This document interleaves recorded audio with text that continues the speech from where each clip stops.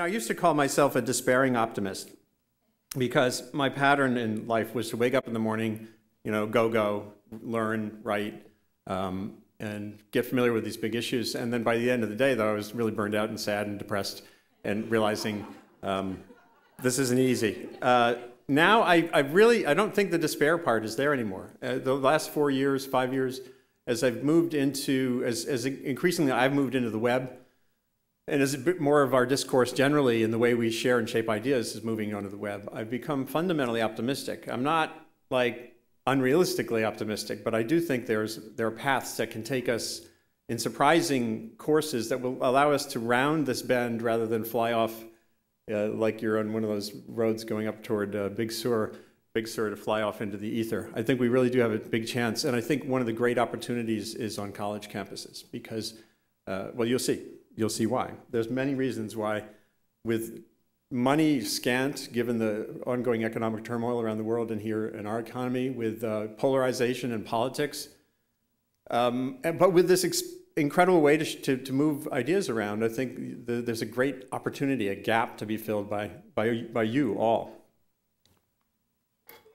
So I'm going to get back to this illustration later in the talk, but I think it conveys some of the power of imagery to do what you can't do with words and start conversations about things like the oceans and the atmosphere in different ways. I'm going to explain that a little bit more in a few minutes.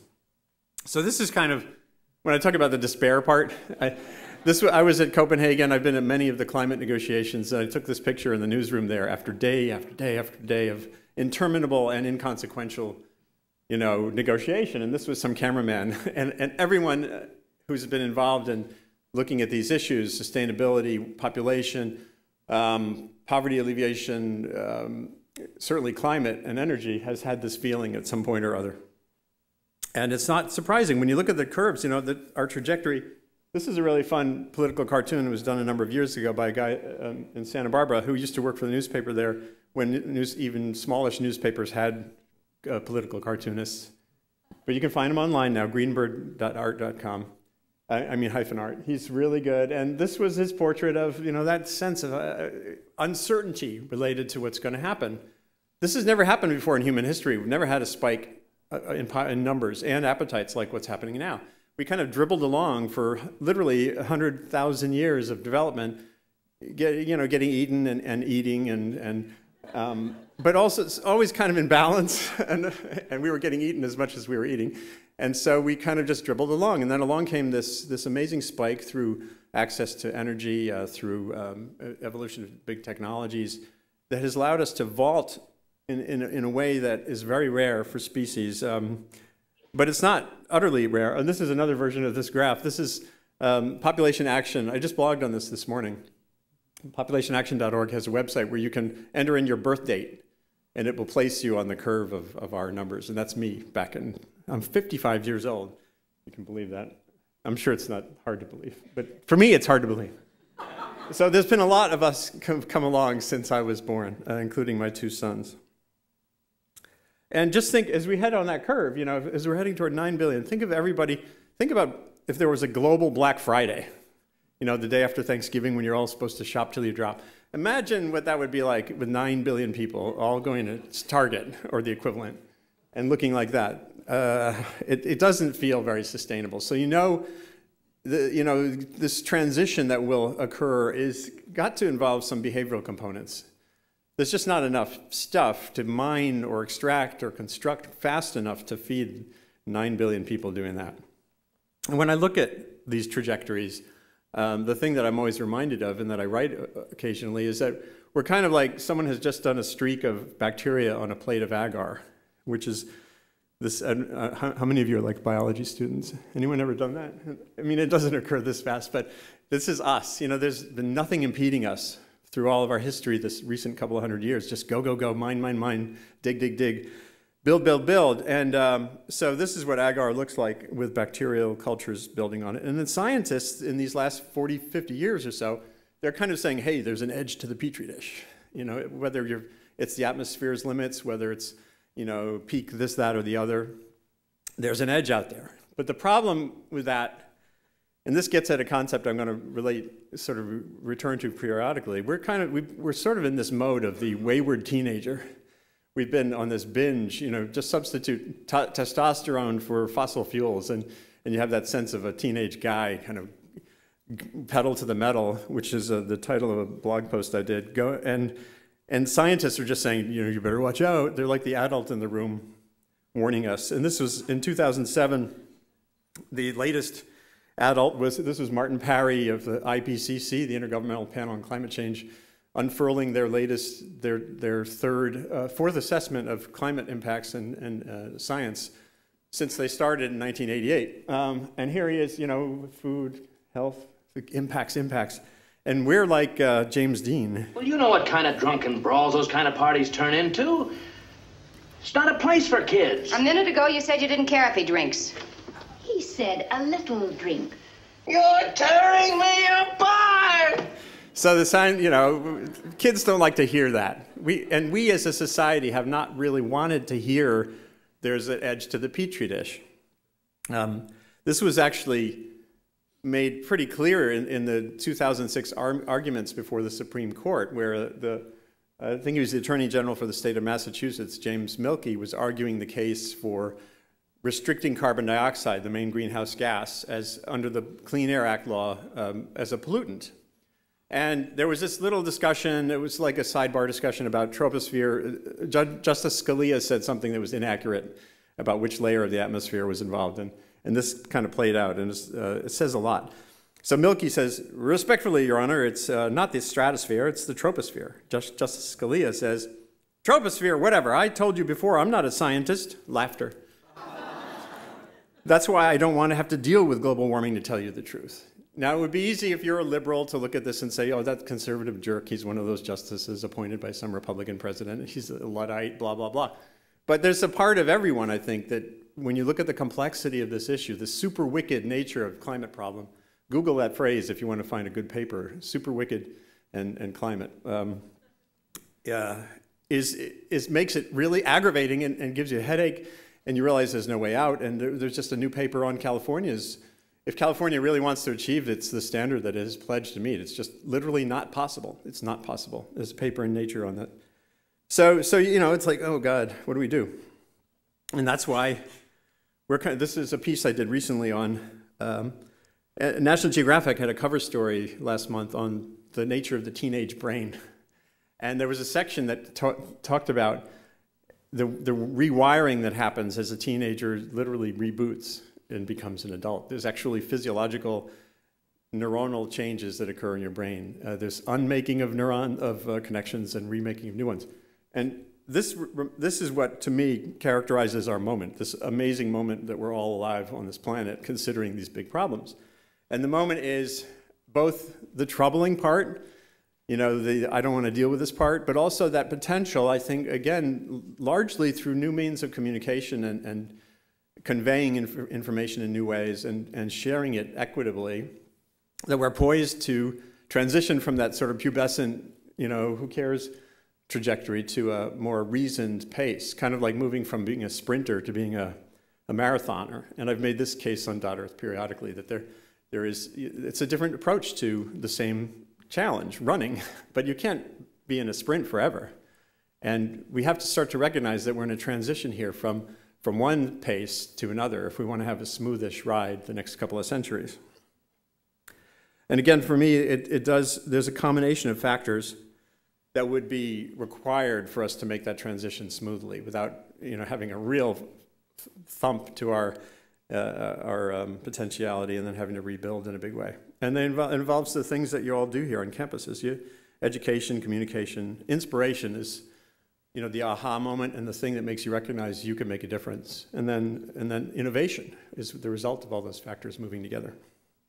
And what you end up with when you do that is this concept that had been floated for the first time in the early 20th century, I think in the 1930s, by Pierre Teilhard de Chardin in Paris, in France. He was kind of a theologian and a philosopher, and a Russian geochemist named Vladimir Vernadsky. And they kind of convened, Vernadsky went to Paris, and it's not totally clear how this emerged, but this concept of noosphere, planet of the mind, emerged. And Vernadsky used to talk about it as essentially we've become a geophysical presence. We, as humans, already to his eye, in the early 20th century, we were a player. We were running the planet, or starting to nudge big systems. And of course, all the science since then has built toward that conclusion. But he and Chardin and others have articulated a concept that as information flows, sort of envelop the planet in our intelligence along with our stupidity, that the intelligence will win out, and that sheath of knowledge will help sustain the system. It will actually be part of what makes Earth retain its habitability and its the conditions that we cherish. So in recent years, I've seen all kinds of examples of the potential of this to happen. And one of the more bizarre ones happened when, on July 1st, when I was running up a hill, and I live in a rural area in the Hudson Valley, running up a hill with my son, my older son, who's 21 and had just gotten out of the military service in Israel. So he's like totally rugged, could run, miles. And so we're running up this hill, and I'm getting back into running, so I hadn't done this in a while. And I was just really feeling this is bad. And on the way down the hill, my left eye was sending these weird signals. It was like Paisley. The world looked Paisley, but I wasn't I wasn't watching a Beatles movie. And by the time we got to the car, I realized this eye was just not working right. It was like half blind. And so we went back home, and I scarfed down a bunch of baby aspirin, thinking maybe I was having a stroke. And aspirin is an anticoagulant. I hadn't ever written about it, but some part of me remembered reading about the benefits of aspirin. So then Daniel took me to the hospital, and my brother, who was a doctor, came driving over from where he works in Connecticut, and he took this picture of my eyes, and I've got Horner's syndrome, which one of my pupils is a lot smaller than the other. And so something had really happened. It turns out you have to read the blog post to get the details. Of course I blogged my stroke. It tells you a lot about me. Not everybody would do that. But what I learned, and this is like, and by the way, it was real. Those little white dots, that's the dead brain. So one thing to keep in mind is, as the stroke neurologists say, time is brain, meaning time wasted is brain lost.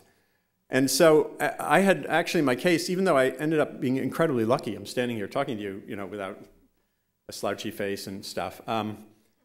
I was incredibly lucky, but in my case, it was still handled poorly because it was the Friday of 4th of July weekend. The neurologist was playing tennis or something. And so a number of hours went by before I finally was put on an anticoagulant. And that's what actually ended up with me getting this stroke. And so afterward, of course, as a reporter, wanting to make the world better, I kind of went on the web and learned more and more about what can happen to make stroke diagnosis quicker. How do you get the neurologist to the emergency room when sometimes the neurologist is in Phoenix and the emergency room is on an Indian reservation? And it turns out there's people working this, like this guy. So I'm talking with Yulin Wang, who is, where are you anyway? I'm in Santa Barbara, California. So you're in Santa Barbara, California, but I'm on Long Island, and in the emergency room. Similar to the emergency room I was in the Hudson Valley about 2 months ago. And boy, I would have liked to have had you there when I had my stroke. look at this gadget. Is there so if you could imagine here, you notice it has an ID tag? Patient laying there. Right. If you had a dedicated person holding a laptop all the time, you could certainly make some progress. But if you want to really have an interaction of clinical quality, you need something much better than a laptop in both the audio and the video, and then in this case, having the mobility access, which allows a very realistic interaction, and hopefully that's what you're sensing here. So, unfortunately, you can't see the image I see, but I see a very, very high quality image. In fact, I can put on this picture right here, That's him. and then I can see how I can zoom in on you, and you can see how close I can zoom into you. So you could see my Horner's syndrome when I had it, which was exactly. So and there's 450 of these things in hospitals now. There should be thousands because think of this. Stroke is the leading cause of disability in America. We're talking about tens of billions of dollars in lost productivity and medical costs not to mention the, you know, the horror of people losing brain capacity and function. And hold on. And there are these other things, there are the impediments to having this capacity in emergency rooms don't have to do with technology. The technological innovation in this case has been done. What's missing here is the administrative innovation. And this is what, one point I'm hoping you'll take home is that we think of innovation, you usually think of some scientist in a white coat, you know, going aha and stirring a beaker. But the innovation is about culture, it's about intent, intentionality. So you can be an accountant or in the insurance industry and you could say, hey, you know, this is insane. This technology can put the world's best stroke neurologist in any emergency room at any time. And the reason, listen to this, Medicare right now, the rules for reimbursement in Medicare require that the doctor billing for services be physically at your bedside. Now, of course, that made sense in the old days. You didn't want some shyster, you know, kind of false billing and making money. But if you can think of the efficiencies here, that in the avoided cost, if you're an insurer or the government, you know, in a time of health budget constraints, you want this system out there. The initial investment is tiny, but how do you sort of normalize that process of having the virtual presence, the virtual expertise getting to where it's needed? So that's, when I talk about innovation, I'm not just talking about gadgets, although they are cool. I'm not sure it needs to be looking like the robot in Lost in Space, but what do you got? Maybe that's like an icebreaker, you know? It makes it the person at your bedside seem more fun. So now, another area where innovation is being sort of forced on us is in how we digest news and information. When I grew up, it was all about 2 or 3 white men who we would all watch over dinner while we're having our comfort food, you know, mac and cheese or whatever, and Walter Cronkite was the epitome. This is my last broadcast as the anchor man of the CBS Evening News, and that's the way it is. Friday, March 6th, 1981. So in those days, that's the way it was. You were told the state of the world. You didn't have to think. You didn't have to have discourse. It was just there, and you were spoon-fed. This is the Vietnam War. This is Watergate. I almost said ClimateGate. And the front page of the New York Times was that very simple and convenient reality as well. You got handed the news, and it was thank you very much, and maybe you'd write a letter to the editor that might get printed in some tiny little spot in the paper. That's all gone away. So now on an issue like climate, I have big problems with the old model because it would oversimplify things. And the new model has its problems as well. If you care about climate, you go out there on the web and you could stumble onto What's Up With That, which is a skeptic website that's lost a lot of credibility recently because of the Berkeley temperature work. You can go to Joe Rahm's Climate Progress if you really worry about climate change and you want to be with other people who are like-minded. You can go to NOAA. You can NOAA.gov, climate.gov, or you can go to .earth and other places. So it's kind of like we're all still dining on comfort food, swallowing the news, but now it's the world's biggest buffet. We all can go out there and find the food that we precisely love every day, every moment of every day. So what happens is people with predispositions go into this webosphere and pick out information that reinforces their little bunker. That potential is large. I think so far the web has mainly worked not to engage people with each other, but to bunker people against each other. I do think there's ways forward, or I wouldn't be blogging. .earth is a very different space than those kinds of blogs, which are sort of like a comfortable, you know, sort of a comfortable room with couches and free beer for people who think alike. .earth is a discomfort zone. It's kind of a place to go and really try to hash out about your own predispositions and get clearer sense of what might be going on and what we don't know, which can matter as much as what we do. And I use it, I've called myself on the blog a few times, I call myself a selfish blogger. Because it's not, again, the old style of news, you didn't want to betray any kind of weakness. The old style of news was, here's the New York Times, or here's CBS, and take it or leave it. And basically you took it because there's no other option. Now, my conception of what I do on .earth every day is I explore this question of how do we head toward roughly 9 billion people without totally screwing up as an open question. It's my journey. Come along if you think I'm a reasonably reliable guide, and challenge me if you think I'm wrong. And or someone else is wrong. So it's a different sort of form of looking at issues. And there's plenty that can be done to test out new ways to do things with the conventional media in retreat. One way, and Randy Olson, who coined the term, the new nerd loop, is in the room. So you can find him out later, or just Google for nerd loop. There's so much cogitation about issues like climate that's just people talking to each other. How can we convey this message better? How can we, you know, if we tweak this image, can we do something better? How can we convince people of the crisis as we feel it exists? And there's ways to just convey information. And here's two experiments. One I initiated on .earth a couple of years ago, where scientists in the field send me stuff, pictures, their text impressions of things. In this case, it was an audio sort of a podcast. And I curated it. I put it on .earth as sort of a semi-reported look at Siberian climate research. I wasn't able to go there. Remember, money is tight everywhere. But Andy Bunn was able to connect with readers on .earth through this sort of mashup. Richard Alley over there at Penn State, he communicates in every possible way. He does this little, when he's a climate scientist, when he talks about how the orbit of the Earth stimulates the ice age cycles, he kind of does a little dance. It's like he's davening. And he says, and then this is the equator, and this is the north. My bald spot is the North Pole, and then the bald spot tips toward the sun. He's really great to watch. And then he sings. He sings goofy versions of Johnny Cash songs with lyrics about climate and geology. So not every scientist is going to do that, but the ones who can do that should be encouraged to test drive ideas. And if there's, if it really doesn't work, then you just say, okay, I was stupid. There's ways to play. One thing I really try to do on .earth is to clarify the terms of engagement. In other words, if you're going to have a fight about global warming, you better damn well have a common sense of what you're talking about when you say the words global warming. And one thing I've posted periodically is this really rough graph I've done to show that different parts of the global warming question, if you were to sort of give shape to the level of robustness of that concept, would look very different.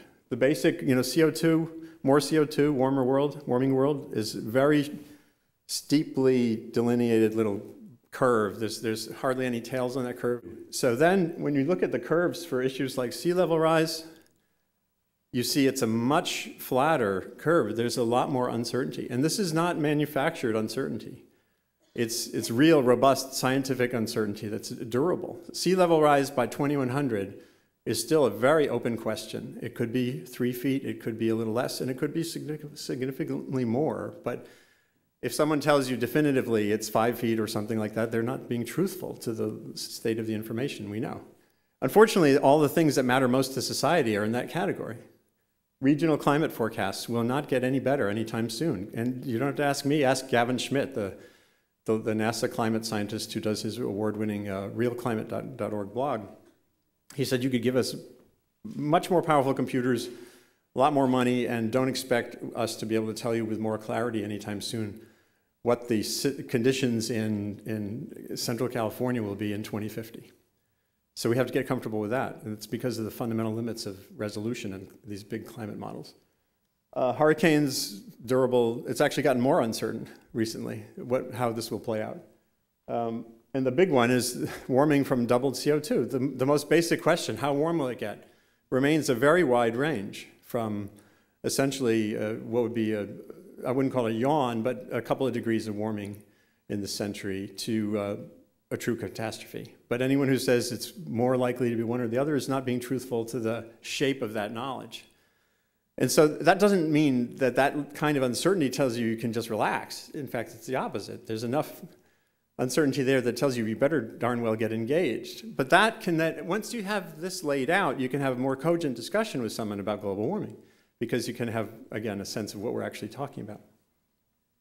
And there's other ways that there are scientists, social scientists, who are looking creatively and in a sustained way at how we think, why we think how we think. And a team at Yale has been doing a survey now for several years called 6 Americas, which they basically, in looking at a lot of data from several thousand Americans, they've got this sense that there are these certain characteristics to our knowledge and beliefs about climate. And they range from people who are alarmed to ones who are totally zoned out and don't know anything in the middle, and to people who are dismissive completely, it's Al Gore's fantasy. And so then you can start to ask questions, and you see their responses to questions. In 2009, before the cap and trade, the comprehensive climate bill evaporated, there was hardly any support for it that was firm or deep-rooted. Look, when you see that even the alarmed in 2009 were just barely above the midline in support for a cap and trade bill, that tells you something important about that bill. It wasn't going to get passed. And this is well before the death throes of that bill. Now, what's really informative is if you ask different kinds of questions, you suddenly see agreement. Like this question, support for providing rebates for purchases of solar panels and fuel-efficient vehicles. Everybody was either at or above the midline of the maybe line. So that if you have dismissives on climate who are kind of like, willing to talk about incentives for energy-efficient vehicles, my God, why talk about climate? And there's some, Joe Rahm and I disagree on this. He feels climate is the thing, so you have to talk about the thing. And of course, you do that. There's ways to talk about that issue, but when you really want to get dug in on getting progress, getting traction, this is what you pay attention to. The next question is even more informative. This was support for requiring a very aggressive miles per gallon standard for vehicles, even at $1,000 price premium for the vehicles. And same deal. Look, the dismissives just kind of tweaked down. Now they're starting to break off, the Tea Partiers. But everyone else is still either at or above that midline. And that says to me, there's a huge opportunity for engagement on energy and on efficiency. And this kind of way forward, even with the depolarization on that thing called global warming that no one even talks about in cogent terms anyway. So this says to me there's opportunities there going begging. They aren't all going begging. Now it's easy, we do, the other reality though is that we live in a time when even an energy initiative like this will not get traction because of the economy. The persistent travails of the economy mean that we're in deep trouble. Whether you want to support research and development, basic science, incentives for efficient vehicles, or a regulatory approach to climate change. It's a really challenging time. I show this curve a lot to make the point that we haven't really cared about energy, whoops, why did that do that? For a long time. Anyone who tells you that we were engaged in an energy quest as of the last few years because of the stimulus package doesn't really pay attention to timescales that matter. This is basically 50 years of American interest in science. It starts with Sputnik in the early 50s. The Russians got into space before we did, and there was a big, oh my God, and we got engaged in a space race, which was the yellow band. That's several tens of billions of dollars a year in constant dollars for a period of a decade or so, got us to the moon and back, and developed all kinds of innovations that have played out ever since, that are part of the iPod and part of the fiber optic cables and photovoltaics that exist now, largely came of that effort. And then we got engaged with the war on cancer. That's the blue, in the early 70s onward. And that got up to about several tens of billions of dollars a year. We care about health. So we spend, this is basic science money, not building hospitals. And look at energy. Energy is the green band in there. And look at how it just dribbles away.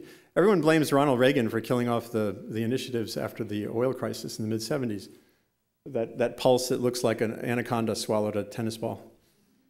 And then, but do you see anyone like re-engaging us with energy? There's been plenty of Democrats and Republicans in Congress and the White House ever since. And we've basically been in a bipartisan slumber party when it comes to energy innovation money. And the thing at the very far right there, you can see the stimulus package. It doubled our energy research investment. But of course, that's history. And you talk to anybody in a field if you want a field to start attracting young scientists and engineers to get involved for the long haul, to make their career about something, if something's transitory, they're not going to go for it. So the stimulus package was always set up to be a real, like a hangover, set up to have a really big hangover. And we're right now seeing that hangover. So you say, well, so you're telling us this matters, we're not going to get into it anyway. And this leads me to this point about the things that can be done on the cheap, basically from people like you in this room and at countless other campuses, both faculty and students. This is your space and your time to start moving ideas around, getting engaged with where the need is to advance an energy option, or also for the people who don't have any energy options, not just for which kind of light bulb to put in. That's this concept of noosphere.